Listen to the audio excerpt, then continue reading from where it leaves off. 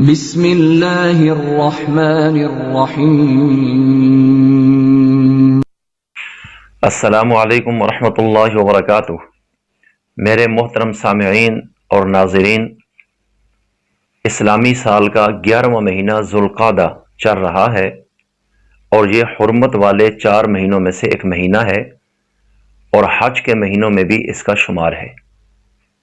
حج کے مہینوں میں ایک ذوالقعدہ ہے اور ذوالحج کے 10 دن ہیں اور شوال ہے جو ذوالقعدہ سے پہلے گزرا، اس لیے یہ حج کے مہینوں میں بھی شامل ہے۔ اور جاہلیت کے دور میں عرب لوگوں کے ہاں سال کے 12 مہینوں میں سے جو 4 مہینے سب سے زیادہ قابل احترام تھے ان میں بھی ذوالقعدہ کا شمار ہوتا ہے۔ حدیث شریف کے اندر آتا ہے کہ 3 مہینے تو لگاتار پے در پے ہیں جن کو باقاعدہ طور پر اشہر حرم کے اندر شامل کیا گیا ہے۔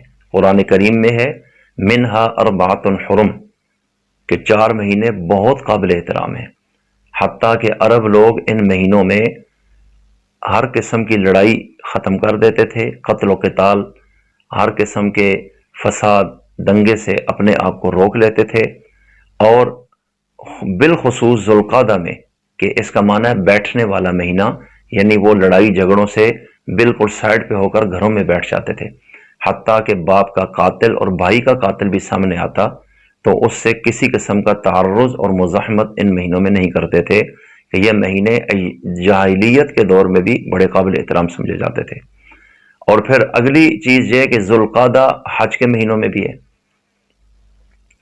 اور وہ جو 3 مہینے لگاتار حرمت والے مہینے شمار ہوتے ہیں، حدیث شریف میں آتا ہے ان میں سے ایک ذوالقعدہ ہے، دوسرا ذوالحجہ ہے، تیسرا محرم ہے، اور اس کے بعد ایک مہینہ اور ہے جسے رجب کہا جاتا ہے۔ تو حج کے جو مہینے ہیں وہ شوال، ذوالقعدہ اور ذوالحجہ کے 10 دن ہیں۔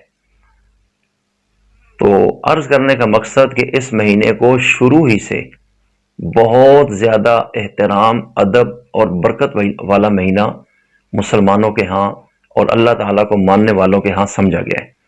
لیکن آج ہماری بدقسمتی ہے کہ ہمارے اس دور جاہلیت میں بہت سارے پڑھے لکھے لوگ بھی خواہ مخواہ اس مہینے کو منحوس مہینہ سمجھتے ہیں، اور ان کے ذہن میں یہ ہوتا ہے کہ ذوالقعدہ میں نکاح اور شادی نہیں کرنی چاہیے، کہ اس سے نحوست ہوتی ہے، یہ مہینہ منحوس ہے۔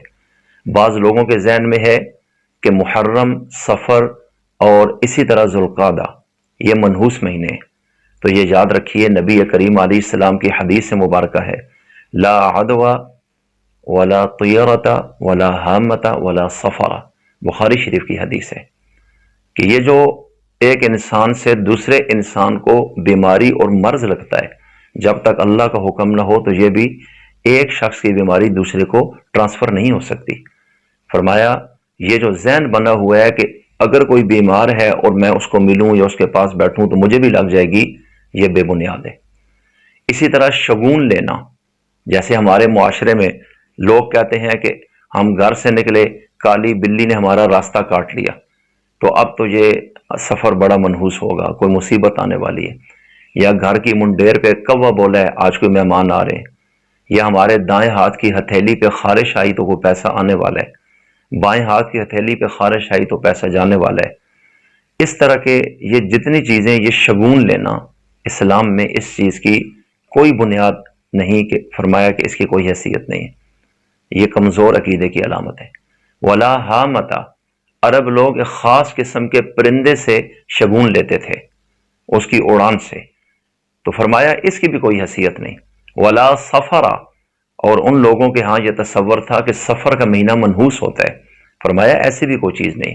اس لیے میں عرض کرنا چاہتا ہوں کہ کوئی مہینہ، کوئی دن، کوئی گھنٹہ، کوئی منٹ، کوئی سال، کوئی جگہ، کوئی مقام، کوئی چیز از خود منحوس نہیں ہوتی، یہ ویسے ہی ہمارا تخیل ہے، اور اس کو ہمیں اب ختم کرنا چاہیے۔ ہمیں اسلام کو فالو کرنا چاہیے اور عملی طور پہ مسلمان بننا چاہیے، اپنے عقیدے کو کمزور کر کے اس طرح کی باتوں میں اپنے آپ کو نہیں الجھانا چاہیے۔